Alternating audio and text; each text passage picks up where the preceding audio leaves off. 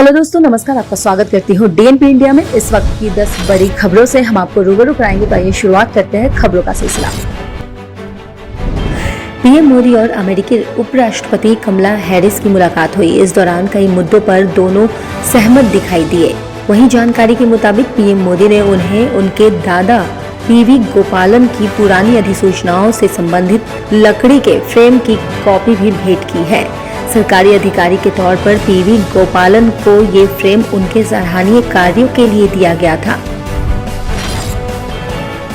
दिल्ली के रोहिणी जिले के रोहिणी कोर्ट में एक बार फिर गैंग वॉर की वारदात को अंजाम दिया गया। शुक्रवार दोपहर कुख्यात बदमाश जितेंद्र उर्फ गोगी को कोर्ट में पेशी के लिए लाया गया था। इसी पेशी के दौरान वकील की ड्रेस पहने हुए 2 लोगों ने उस पर ताबड़तोड़ गोलियां चला दी, जबकि कार्रवाई में स्पेशल सेल की तरफ से भी गोलियां चलाई गई, जिसमें दोनों हमलावरों की मौत हो गई है। इस तरह वारदात में गैंगस्टर गोगी के साथ कुल 3 लोगों की मौत हो गई।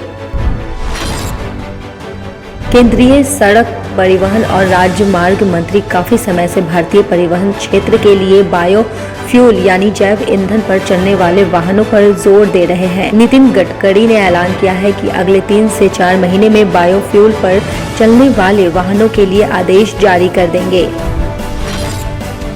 उप मुख्यमंत्री दिनेश शर्मा ने विपक्ष पर जमकर निशाना साधा है। उन्होंने कहा है कि विपक्षी दल अकेले चुनाव लड़े तब हारे, मिलकर चुनाव लड़े तब हारे, सब मिलकर भी लड़ेंगे तो भी बीजेपी को छू नहीं पाएंगे। आगामी विधानसभा चुनाव में बीजेपी को रिकॉर्ड सीटें मिलेगी। उन्होंने कहा है कि विपक्ष के पास कोई मुद्दा नहीं है। विपक्षी दल जाति, धर्म और क्षेत्र की राजनीति कर रहे हैं। उत्तराखंड में पहली बार आयोजित हो रहे अंतर्राष्ट्रीय सेब महोत्सव के लिए उद्यान विभाग ने तैयारियां पूरी कर ली है। शुक्रवार को रेंजर ग्राउंड में मुख्यमंत्री पुष्कर सिंह धामी महोत्सव का शुभारंभ किया है। महोत्सव में प्रदेश के किसान को सेब उत्पादन की नवीनतम तकनीक और मार्केटिंग पैकेज की जानकारी दी गई है। केंद्र द्वारा लाए गए 3 कृषि कानून को रद्द करने की मांग को लेकर बीते 10 महीने से लाखों किसान दिल्ली की कई सीमाओं पर आंदोलन कर रहे हैं।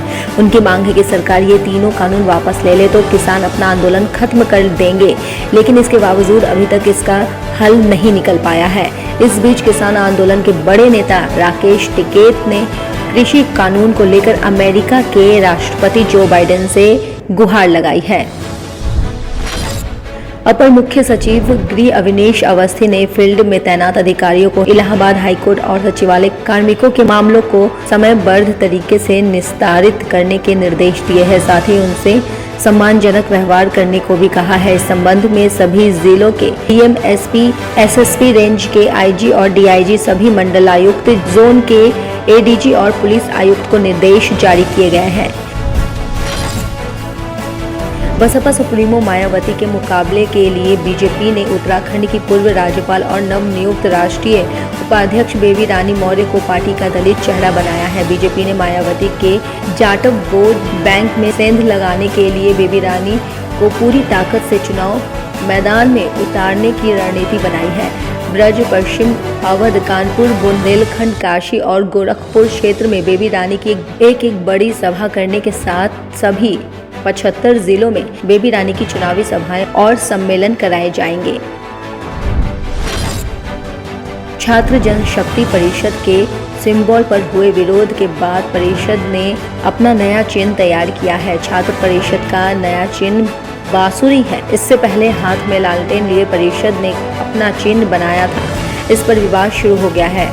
आरजेडी का चिन्ह लालटेन पहले से ही है। लालू प्रसाद के निर्देश पर छात्र जनशक्ति परिषद ने लालटेन चिन्ह को हटाकर बांसुरी चिन्ह बनाया है। छात्र जनशक्ति परिषद ने आरजेडी वाले पैड को भी हटा दिया है। बिजली कंपनियां लाइन हानियां यानी बिजली चोरी कम करने के साथ साथ राजस्व वसूली के मोर्चे पर भी फिसड्डी साबित हो रही है। राजस्व वसूली के ताज़ा आंकड़ों ने प्रदेश में बिजली सुधार के दावों की कलाई खोलकर रख दी है। वित्तीय वर्ष के शुरुआती 5 महीने में बिजली कंपनियों के केंद्र और राज्य के बिजली उत्पादकों से 28,411 करोड़ रुपए की बिजली खरीदी है।